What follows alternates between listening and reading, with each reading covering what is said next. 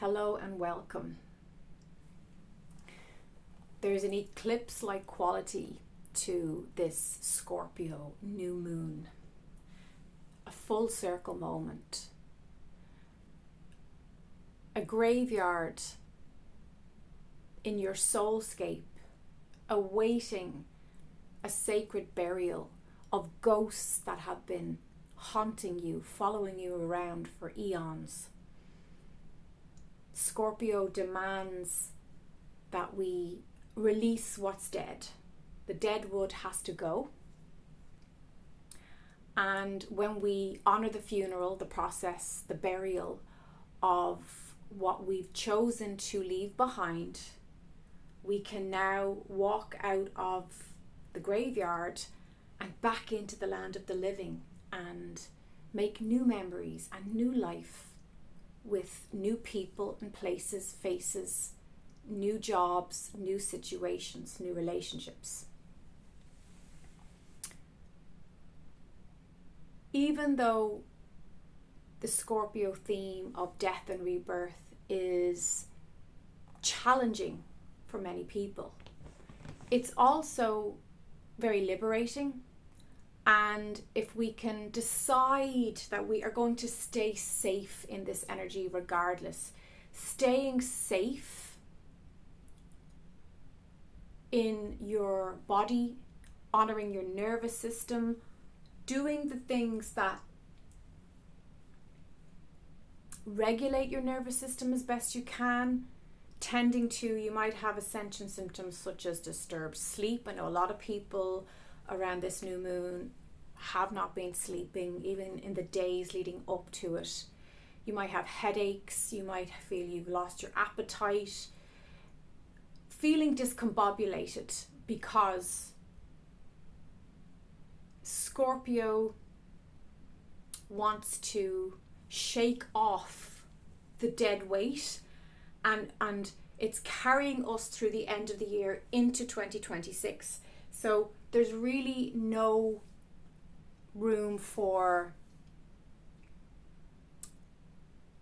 attachment right now. There's no room for hanging on to something. These ghosts have to go. These ghosts have to go now. And the truth is, your soul is tired of entertaining these ghosts. The truth is, we're all we've been burdened. We've been like Mercury retrograde. I'm struggling for words here, which is not like me. We've been carrying the weight, the dead weight of these ghosts. They've been keeping us up at night. We've been lamenting the past. So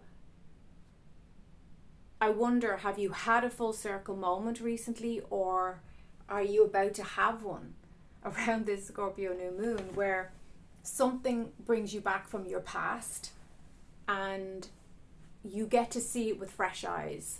You get to decide whether it's time to bury it in the graveyard or commit to it in a very new, different way. There's also a facing squarely of fears, insecurities, doubts, pains, hurts.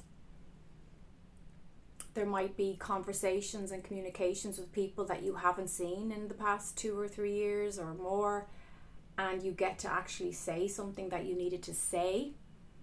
But there's more on that in my previous video, which I spoke about how you never jump in the same river twice, and you'll have the chance the week of the 17th, which we're in now, to revisit a location or a person or a place, and you'll get to choose whether you want to engage with that energy again in your life. So I just wanted to check in and remind you to look after yourself. You're going to need lots of rest around this time, all the way in through December. rest, rest, rest, because 2026 is full of action, full of frolics, full of strong, high frequency energy, and you're going to be glad you took some rest at the end of this year. So do tend to that if you need to. Hydrate, stay grounded. If you can find a way to feel safe in your energy field, you might need to meditate more, breath work. I just find breathing deep into my lower abdomen really grounds me and pulls me back into the body. These are all little practices, and everyone will have a different way. Maybe taking a bath with crystals is a way for you to calm down your nervous system. These frequencies are tough on the nervous system. They can cause migraine, headaches, digestive issues, sacral chakra issues, increased libido or complete lack of libido, a lack of appetite. A lot of people have finding it hard to sleep, to switch off, feeling like they're on a nervous hamster wheel. This is all part of the energy at this time. So just to help you feel a little bit less alone, a little bit less crazy, I find when we come together and share what we're feeling or experiencing, we realize that collectively we're all going through it. So I'd love to hear in the comments below, what are you experiencing at this time that's unusual or outside the box? I've been getting a lot of headaches.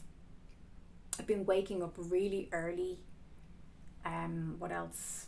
Just a lot of reflection, which is very typical of the Mercury retrograde. But like I said in November part 1, which I advise you to watch because it's all connected to this energy that's carrying into December, this has been no ordinary Mercury retrograde. And I'm sure you're aware of that. This has been a very potent, intense one.